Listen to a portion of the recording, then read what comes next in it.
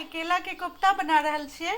केला के उबाल कऽ ओहिमे प्याज और लहसुन अदरक सब नमक हल्का हल्का सब मसला दऽ कऽ कचरी जकाँ बना लेलियै हन। और ई ग्रेवी दऽ देने छियै, नहीं देखा पेलहुँ। अदरक लहसुन टमाटर प्याज सबके हम एके संगे पीस लै छियै और प्याज काटि कऽ फोरन देलाके बाद ओहि ग्रेवीके भूजि कऽ घरक सब मसाला दऽ देलियै हन। और जहन भुजा गेलै हन तऽ रस दऽ कऽ एहिके बना रहल छियै कोफ्ता। आब एहिमे देबै ई केलाके कोफ्ता बनेला जे छै कचरी जकाँ, यही रसमे देबै। बहुत सिंपल छै, हम कनी बहुत सिंपले तरीकासँ बनबै छियै। और सबके ग्रेवी एके संगे जे पीस दै छियै ने, प्याज लहसुन अदरक टमाटर और पीस कऽ ओहिके भूजि दै छियै फोरन सब जीरा तेजपत्ता दऽ कऽ। ओहिके बाद सब मसाला घरेके मसाला पड़ै छै, हल्दी लहसुन सब, हल्दी अदरक सबटा पड़ै छै घरेके हल्दी धनिया पाउडर और मिर्ची पाउडर। देखियौ सबटा एहिमे खौल रहल छै। और एहि बनबैमे केलाके उबालि कऽ ओहिमे प्याज काटि कऽ दऽ दियौ, धनिया पत्ता हरी मिर्ची कनी कनी सब मसाला गोल गोल बना लिअ। बहुत सिंपल छै, आसान छै।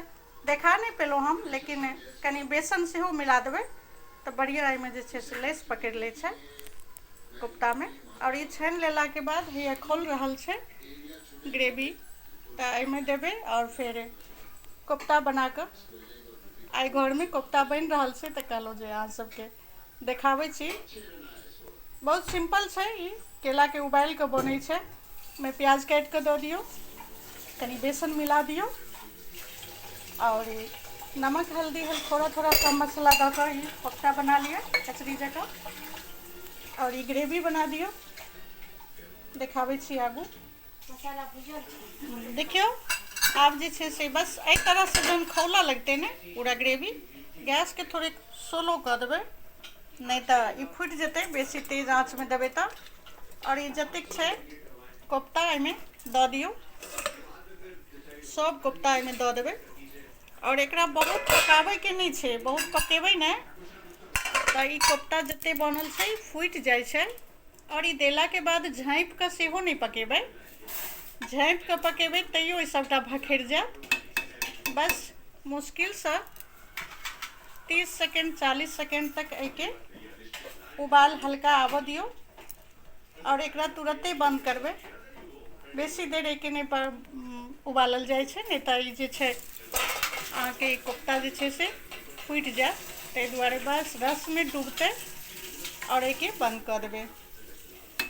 तऽ बहुत सिंपल छै, केला उबालि कऽ ओहिमे प्याज काटि कऽ अदरक लहसुन दऽ कऽ बेसन मिला कऽ कचरी छानि लिअ गोल गोल और ग्रेवी बना कऽ दऽ दियौ। प्याजके फोरन सेहो देबै एहि ग्रेवीमे। देखियौ हमर केलाके कोफ्ता बनि गेल छै। एहिसँ बेसी नहीं पकेबै, मुश्किलसँ 30-40 सेकेंड जे छै से ई पकायल जाइ छै। गैसके आब बंद कऽ देबै और कोफ्ता हमर आइ तैयार छै।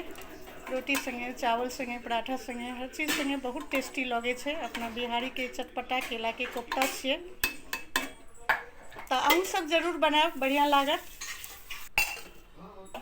देखियौ कोफ्ता बनि कऽ तैयार छै और ई एखन गरम गरम छै, लेकिन बहुत सुंदर बनलै हँ। बहुत कम एकरा कोफ्ता देलाके बाद उबालै छियै, ताहि दुआरे जे छै से फूटै नहीं छै। ई बहुत सुंदर छै, खायमे बहुत टेस्टी लागै छै केलाके कोफ्ता। तऽ अहूँ सब जरूर बनायब और नीक लागत तऽ कमेंट करब।